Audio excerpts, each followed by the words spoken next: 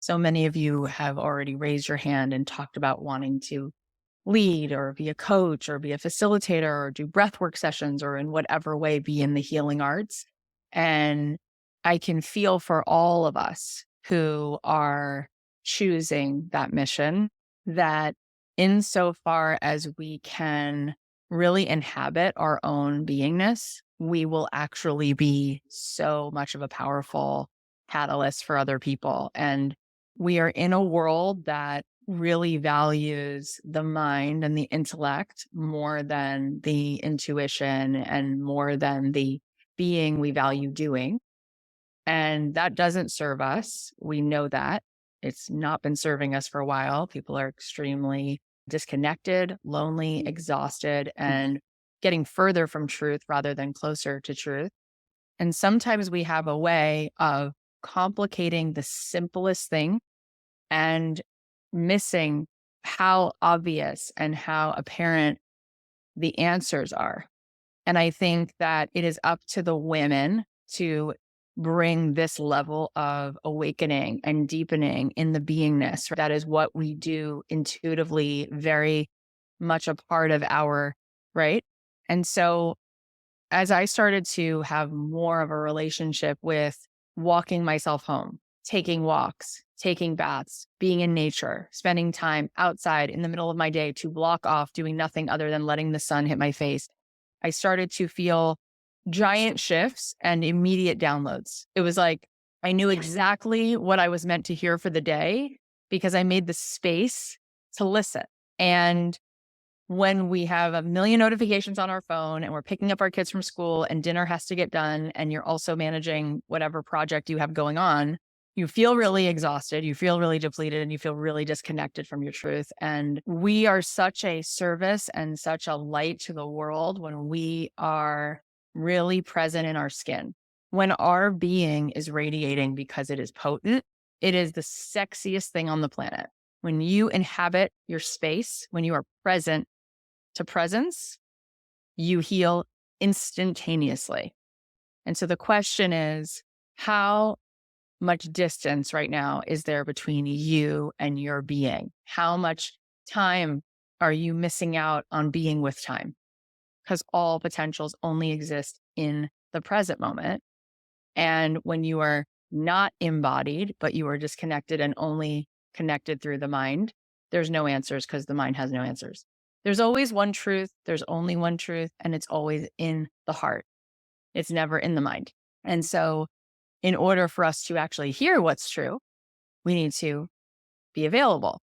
In fact, even on a scientific level, when they do the fMRI scans of the mind and of the body, when the mind is busy, you are in the fight or flight, and there will be no download. So it'll take many, many, many, many, many, many hours of that to move the needle versus the quantum leaps that happen in nanoseconds when the mind is not hijacking your moment, when the mind is doing what it does, but you're witnessing something bigger than the mind. When you are in that place where you are a witness and you are connected, you will make quantum leaps. And it is only those moments that have dotted my sort of Hansel and Gretel breadcrumb through my life.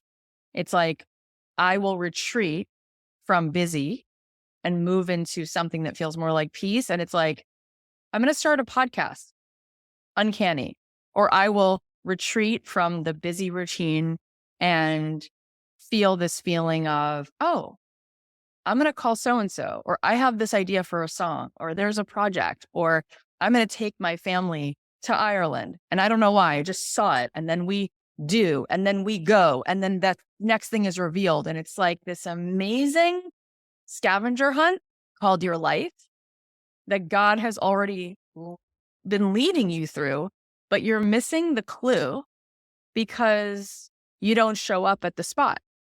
And you don't show up at the spot because, as we said the other day, the spot to get the clue is to be in the right place at the right time, which is always the present moment. The right place at the right time is one place that most people never are, which is in the present moment. When you're in the present moment, You're at this thing called right place at right time. And as soon as you get present, you get your next little code on that scavenger hunt. And so much of what's happening is little anchors that are already present in nature to be medicine for you to do this thing called being in the present moment.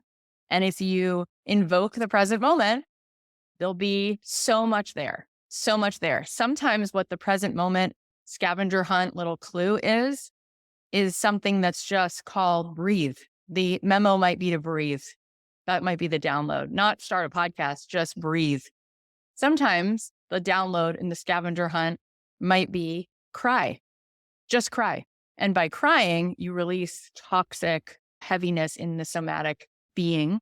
And sometimes it's a color, or sometimes it's a person, or sometimes it's a book, or sometimes it's an intuitive curiosity around calling someone or looking up something or whatever it is, but it is there and it never isn't. But the only place it isn't is in the mind, because the mind isn't present. The mind is living the past and projecting it upon the future. So it's not even in the future. It's actually living the past as it is the future, which is even more of a trip. It's called the trip to nowhere. That's where the mind is. It's fascinating. I live in Los Angeles and I've been hiking, and very, very, very often, I want to say 95 to 98% of the time, I'm the only person. And then there's like one person at some point, right? And my point being that these hikes, like around LA, and every city has its beauty and majesty of the earth. But in Los Angeles, when you go on a hike, God is just showing off. It is like actually magnificent. It's like the hike I'm on, you see mountains upon mountains upon mountains, plus you see the ocean from the beginning of the hike. You see all of that at one time. So it's just like the most magnificent gorgeousness. And to think that people are somewhere other than that is really interesting. And we all get so busy that we are so not available for the best that there is. And one thing that I feel is so incredible that happens anytime I've ever been in nature and dwelled there for more than 5 minutes. I mean, you're in nature walking to and from to your car, but I mean, like, whenever you've like been in nature, like you've sat outside with a friend and had a glass of tea, or you've taken a walk or a hike, or you've been at the beach, like whenever I have been in nature for more than 5 minutes, where I actually get off the hamster wheel and actually arrive at my own door in nature, what is always there is a feeling that you are being taken care of, that there is peace available, that there is something transcendent available. If you ever stargaze, I dare you to not feel that way. If you ever get quiet and just sit with your back to a tree, I dare you to not feel that. You can't. You can't not feel it because it's just what is. And so we tend to be in the mind projecting this really intense movie onto the world, which is a world of a lot of things to be afraid of. And there's a tremendous amount of exhaustion that comes with it. And when we step into nature, somehow the movie just stops playing. It just stops. There's no more movie.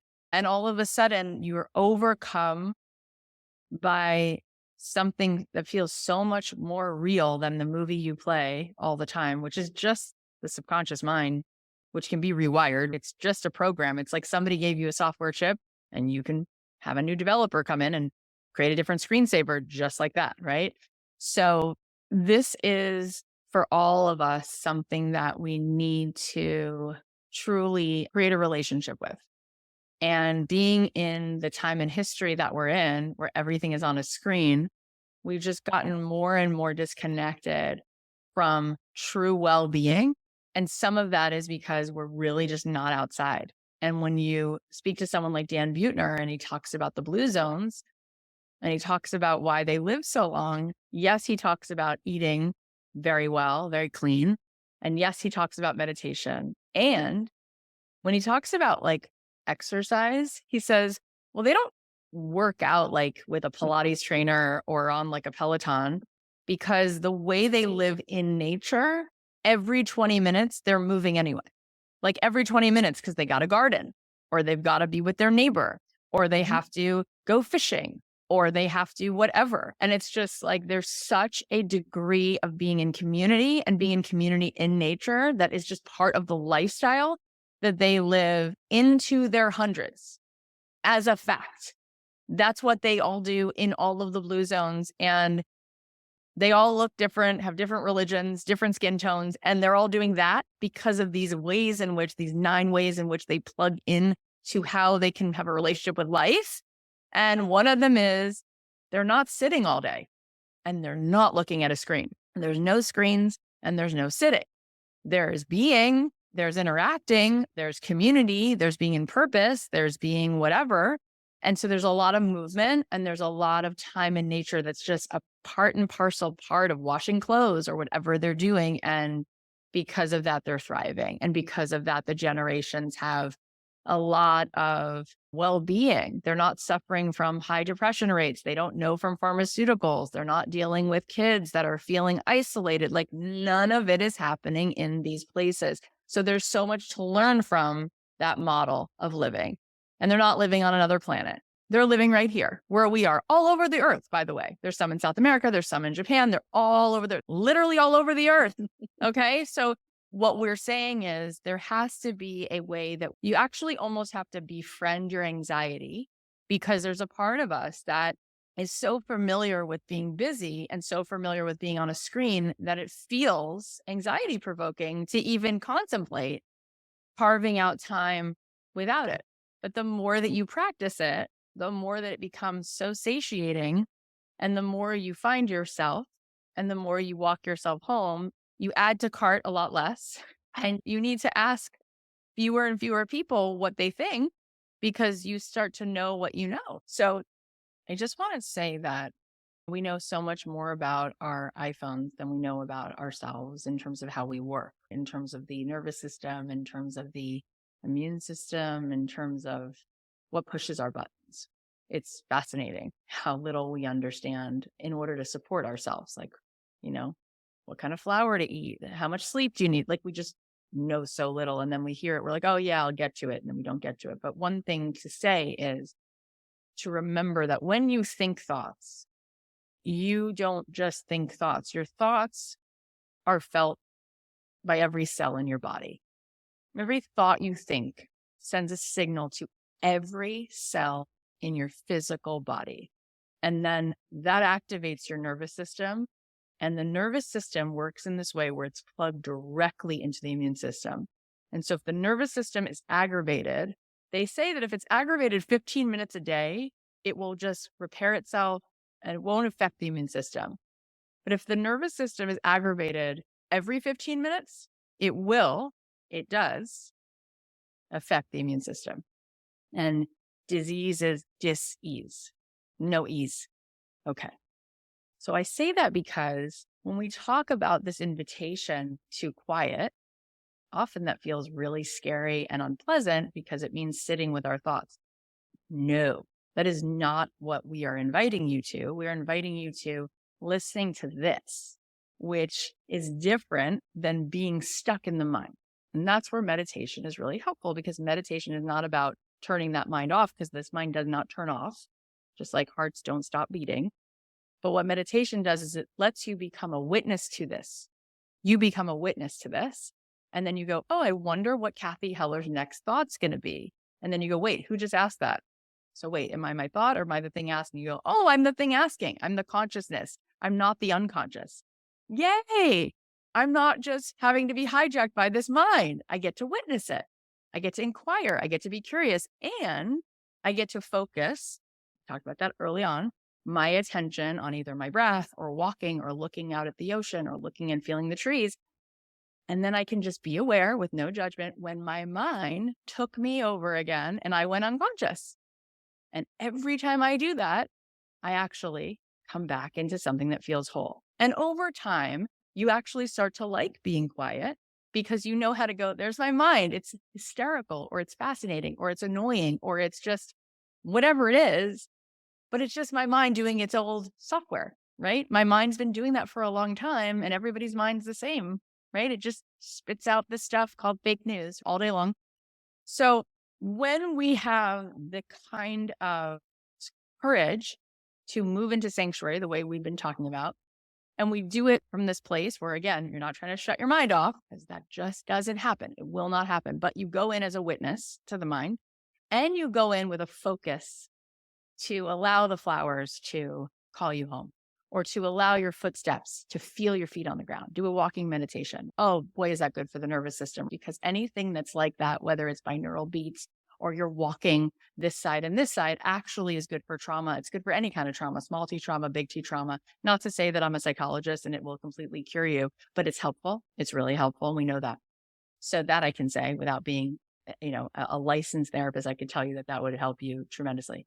The point I'm trying to make is when you move into quiet from a place of being an observer and with the focus to pull you into the present moment, being in nature, putting your face in the earth, feeling your feet in the ground, whatever it is that you're doing, then you will hear what's not in the mind. There's where the downloads are. And then when you step back, you could probably infer how little you get to actually hear about what you know, because all day long you're so busy and the mind is running the show. And what's fascinating and so encouraging is that the studies that they have done help us see that even 3 minutes a day of this kind of stillness, where you're observing the mind and focusing attention into your heart or into just feeling what feels that you can dive into when you're not being hijacked by the mind. 3 minutes a day of that can change your life, can change your nervous system, can change your immune system, and can actually change the front of the brain enough so that you start to build, it compounds every time you do that. And you then start to have a tremendous ability to be conscious, to be awake. And when you're conscious, you do hear your truth, you do connect. And then you're not constantly having this eruption of activity in your nervous system. Because can you imagine creating little pockets of peace where then instead of you getting this drip of cortisol every 14 minutes or every 3 minutes or every 9 seconds, you actually get other things. You get the healing lubrication and ointment that you actually make on your own. You make vitality, you make it in your body. You make dopamine, you make serotonin, you make all the right amounts of it. You just don't usually give yourself that pharmacy drip internally because you're dripping cortisol all day long. And you know it when you see something pop up on your phone, whether it's a text or it's a notification or it's something from the news, and you have a thought, and about 2 minutes later, you have a hangover of the thought. You know what I'm talking about? The hangover. And you're like, I feel like shit right now. You're like, oh, right. Because that thought is not an isolated thing. It comes with every cell in my body heard it. So now I feel upset and I feel heavy. And then when that's left unchecked, you might go 4 hours feeling like that. You might go 6 days feeling like that. And that's where we start to feel really out of alignment, really in lack, really far from ourselves, when really what we're saying is you already, the you of you, not your mind, because we all have minds that are kind of just like waves are responding to the wind. Your minds are always active, but they were never meant to steer you. So when you're in that place, it's so unfortunate because it feels now like it's miles away in order for you to find respite, when really it's about just moving into what's true, just moving into the depth, which is where nature, thank God, is still very much a thing that we can just go inhabit. And if we do it with the right intention, and if we do it with some tools around witnessing the mind with a little bit of meditation, you could even go into nature with the one thing I would say might be helpful, because devices are usually just going to take you more in the mind. But if you took with you a meditation app, or if you took with you a walking meditation, that could just be so serving of what you're there to do. And then you could also then at the end of it, just be quiet. And now you might get more out of those 5 minutes of quiet than you would have without that.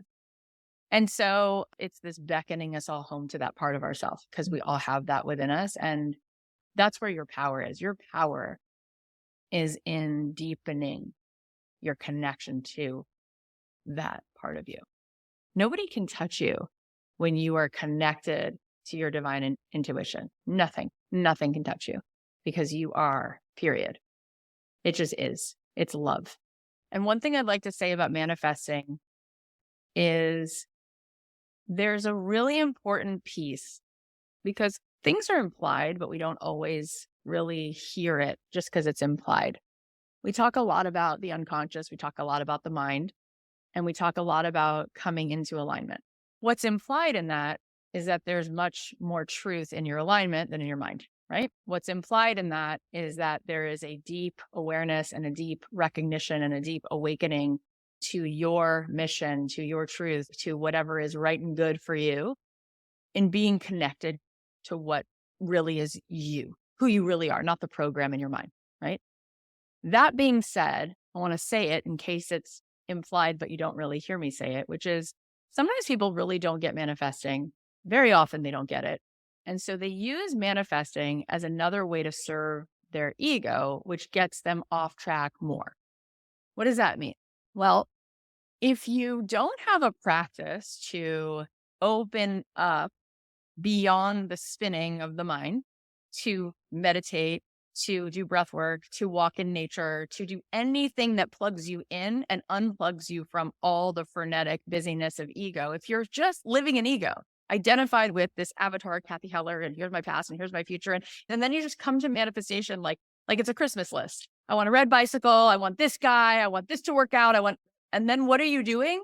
Well, you're doing a whole lot of nothing is what you're doing. That's what you're doing. It's a whole lot of nothing. And then people go, this is manifesting. I make a list and then I have a list and then I'm really attached to my list. And then I visualize it, get really attached, right? And it's like all of the things that is the complete and total opposite.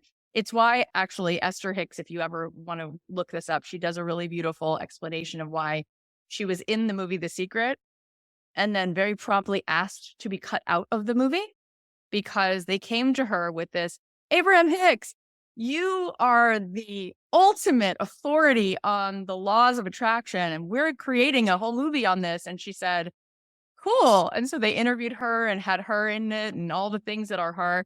And then she asked to watch the movie and she said, please do not make me a part of this movie. Please take me out of this movie. This is nothing of my work. This is nothing that I speak of. I don't want to be a part of it. Now, I personally, meet Cathy, I am not a full-blown carbon copy of Esther Hicks anyway, right? I'm just using it as an example. In fact, if she and I were having a conversation, I would talk to her about the law of reception, and I would love to hear the difference in how she sort of tunes into manifesting, because I came at it from a more Kabbalistic, mindful-based, like sort of place. And so I don't know that we always say exactly the same things, but there's definitely some overlap. And insofar as she disagreed with a lot of what that movie was about, I would say the same thing. Okay.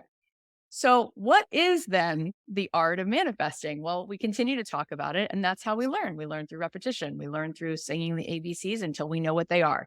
You learn by memorizing your way back in a meditation until you can get there faster, right? You go through repetition of meditation. Sooner or later, you drop in faster. We repeat. We keep repeating. Yoga, it's the same 26 poses. You just keep deepening those poses. Eventually, it completely changes your life.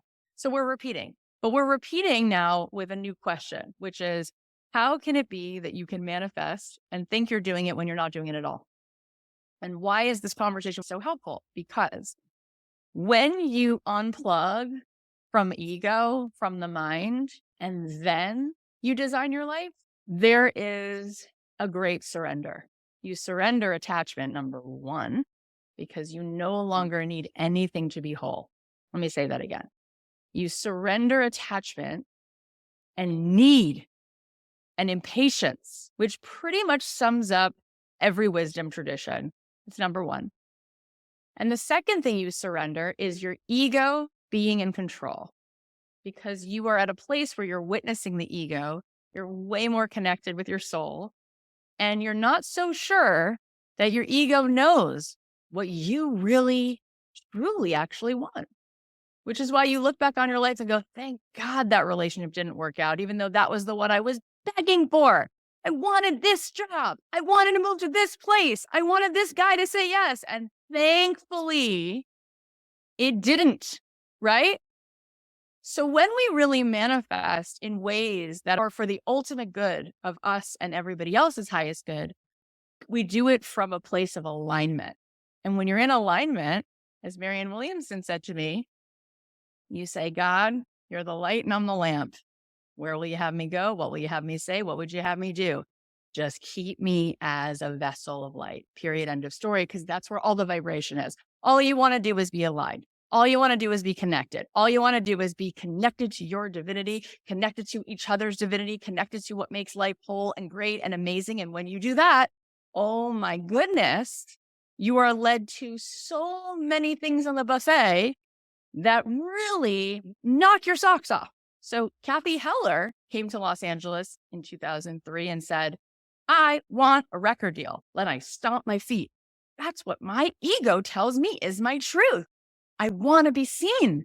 I want to be Taylor Swift. I am a manifester. I have a message, and that's the perfect way for me to do it.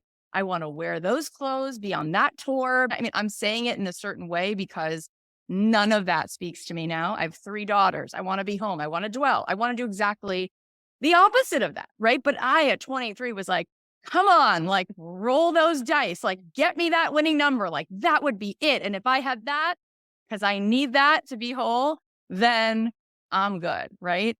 And cut to the longer I really simmered and marinated in what I actually knew to be true, I was led in the Great Surrender to podcasting, writing books. It's amazing. In any case, you will find that when you are attached, you're headed in the wrong direction.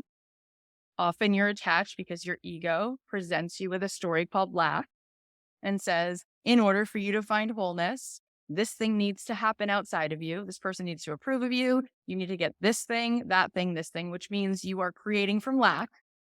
And you can't manifest there because you are only able to manifest a reflection of what is. You are only able to hear the music when the radio is on a certain frequency that it is controlling the frequency that it then hears broadcast. And very often when you're coming from ego, you will have a litany of things that feel like they are 100% aligned. And really there is this whisper that is waiting for you to just listen and surrender that, so that you can be led to a much greater destiny. I don't know if any of you remember, but in the movie, it's an older movie, but Field of Dreams with Kevin Costner, there's this beautiful scene where finally he rebuilt this incredible baseball field.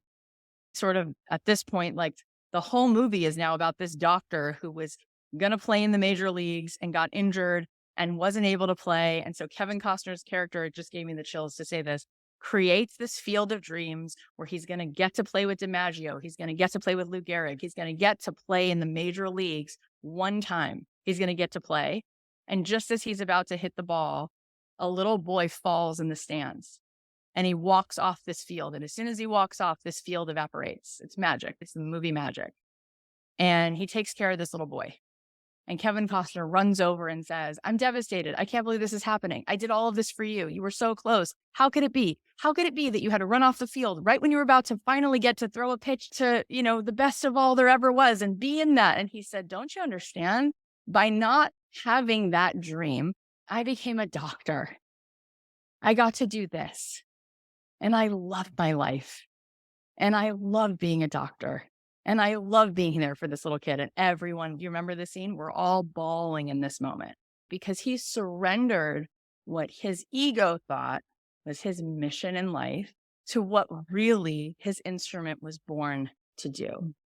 What is his actual great surrender? And Deepak Chopra talks about being thrown out of the medical community as his brother became dean of Harvard Medical School. And Deepak's like, but that's me. They're supposed to take me. I'm good at this. And instead, he was thrown out just to be brought back in, having just created all of this research and all of this understanding about how meditation and Ayurveda medicine and Ayurveda eating would actually now help inform the traditional medical community. And he never could have done that unless he would have been told to go and sit in his place, right? Go sit in your place and go bring us more of this. And we will eventually come around and we will eventually hear what it is, but you need to stand over there. You can't do that from here. You have to do that from there. And that's the great surrender of saying, I'm unattached because what I really want is what we all want, which is to be in flow, which is to be connected, which is to be a channel for divine light. And when you're a channel for that divinity, for the light for goodness, for love, for pure expansion. You don't care if you're eating guacamole or if you're eating tuna tartare. It doesn't matter, right? It matters that you are lit, that you are who you're supposed to be. And if you would have told me 20 years ago that I'd be hosting a podcast and writing books, I would have been like, no, like you're underestimating me as a songwriter. You don't get it. And it's like, no, I didn't quite get it until I really learned how to manifest and really learned how to open my palms. And now it's all flow. I don't have to prep. I don't get exhausted. As a songwriter, by the way, I used to constantly have cough drops and tea with me because I would get hoarse all the time. And it's like, I haven't gotten hoarse in years because it's a different energetic place of speaking, of using my vocal. So this is why we need to awaken our divine feminine, being in nature, slowing down, walking slower, taking baths, coming home to listen, right? So that your ego doesn't tell you all day long, I feel so small. I need X to change. It's like, there's no potency there. There's no magnetic energy there. But when you come into wholeness, when you come into being, you come into gratitude, you come into authenticity. And as soon as you're in gratitude and authenticity and you're in this present moment, you start to manifest, you start to create, you start to heal, you start to heal others. It is just so powerful. So this has been so beautiful. And I wanted to just leave you with that because all day long, I meet people and I work with people and they argue for probability. And they tell me with so much fervor and certainty what is. And then I just like point with my finger towards possibility. And I go, let me just take your focus. Let me look over here. There you go. How do you feel? You feel aligned? You feel good? You feel like you're unattached? There you go. Now you're manifesting. That's how it works. So over and over and over and over and over and over again, we have reminders wherever we look that when you are unattached to what you need because you lack and you move into who you really are, which is whole, you get into flow and you become creative. And creativity isn't just writing music. It's just thinking a better thought. That's really creativity, period. End of story. And it allows you to create your life. You are creating your life. So you are all creative because you're all creators. You don't have to be a visual painter or a songwriter or a dancer to be creative. You're all creative. So I hope that today was yet another reminder to move away from probability, to move into possibility, to move away from lack, to move into wholeness. And I hope that by having this experience, that there was some dropping in, that there was some breaking through, some aha. So as we close for the day, I'd love you to leave with something that you will remember to remember. What are you going to remember to remember? Nature heals me. I need to effing surrender. Step into my excitement. Be in the flow. Let it go. Get grounded. I am worthy. Nature is home. To live in the moment. Create from my heart. All that flows. Pockets of peace. Embodiment. I live in possibility. Being over doing. Be in the flow in the present. Surrender what is not mine. Beautiful. I'm enough and already home. Possible over probable. So one thing that you might want to do tonight or tomorrow or over this next week is to have a flower bath, because I don't know if you've ever done it, but I've been doing it now regularly. So here's the prescription. Are you ready? Okay. So every flower bath begins with intention setting, appreciation, and focused attention. Sounds a lot like manifesting to me. So you collect your flowers, whatever it is you might want to use. I, for my bath, use hydrangeas because they were the flowers in my wedding, and I tend to just feel connected to them. My husband buys them for me every Friday. So collect your flowers, and you can reserve some for after the bath if you want. Prepare a combination of individual petals as well as whole flowers. So as you're filling up the bath, you're just preparing for your bath, some individual petals and the whole flowers. Remove the stems so that the whole flower can float. The stem doesn't want to disturb your body. It wouldn't feel great. You can kind of cleanse the flowers a little. So you can just wash them off just lightly before you put them in the bath so that they're clear of any other energy. And you want to avoid any digital distraction. right, in this space. You can, if you want, set music or set something in the background, but you don't want to have a device near you or anything like that. As the tub fills up, this is important. So as the water is filling in the tub, you're going to stand before the pouring water before you add the flowers in. And you're going to hold the flowers first in your hand and you're going to whisper any offering of gratitude for what the flower has to offer.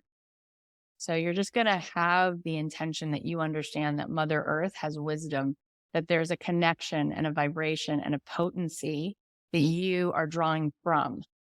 So you're in gratitude to this gorgeous, sacred earth that God has given us. And you want to breathe into your belly and fully inhale and exhale as you start to create a sanctuary space in this moment in time. Wholeness, breathing into these blooms that put you in the present. And you might want to whisper a loving intention for this bath that you are about to partake in. And you might want to reflect on what is the energy I'm choosing to release in this bath? What is this cleansing me of? What remodeling of my energetic field do I welcome? What remodeling? What are the feelings when things are blooming that are most clean for me and most clear? And then you're going to slowly begin to add the flowers and the petals to your bath and be deliberate as you watch this union of the water and the flowers. It's so beautiful, honestly. The fact that we just don't, why not? It's like one day we'll be 120. We're like, why didn't we do that? That's such a fun, beautiful experience. And it doesn't have to be that you travel to Europe to have this, like you can go do this for yourself. So you're going to tune into this consciousness and be present. And then you're going to step into the water.